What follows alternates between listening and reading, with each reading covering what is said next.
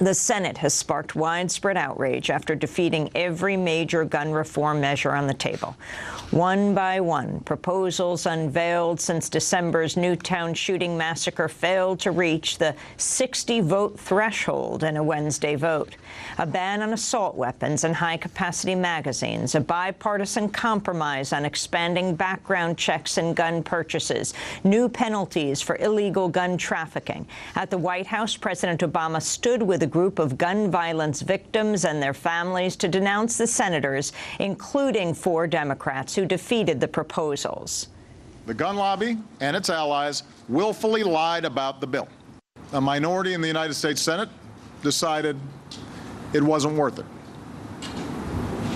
They blocked common-sense gun reforms, even while these families looked on from the Senate gallery. Senate Majority Leader Harry Reid is expected to pull the overall gun control bill from the Senate floor later today. Calling the vote a shameful day on Capitol Hill, President Obama vowed to redouble his efforts for gun reform. This was a pretty shameful day for Washington. But this effort is not over. I want to make it clear to the American people, we can still bring about meaningful changes that reduce gun violence, so long as the American people don't give up on it. Even without Congress, my administration will keep doing everything it can to protect more of our communities. The 4 Democrats who voted against were Max Baucus of Montana, Mark Begich of Alaska, Senator Heidi Heitkamp of North Dakota, and Mark Pryor of Arkansas.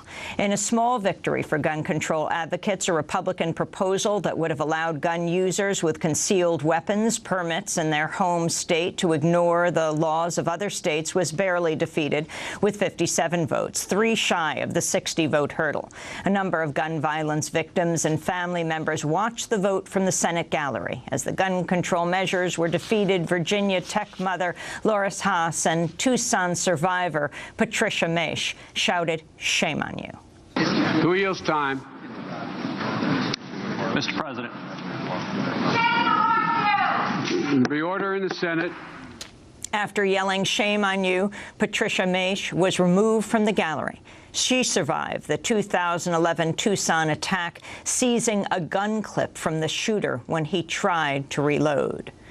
Former Arizona Congressmember Gabrielle Giffords, who suffered serious brain injuries in that Tucson shooting, was among the gun control advocates to appear with President Obama at the White House.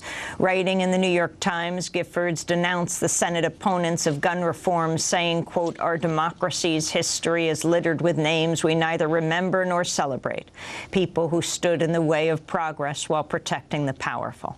On Wednesday, a number of senators voted to join that list. She added, "I will not rest until we have righted the wrong these senators have done. We cannot allow the status quo, desperately protected by the gun lobby so that they can make more money by spreading fear and misinformation, to go on."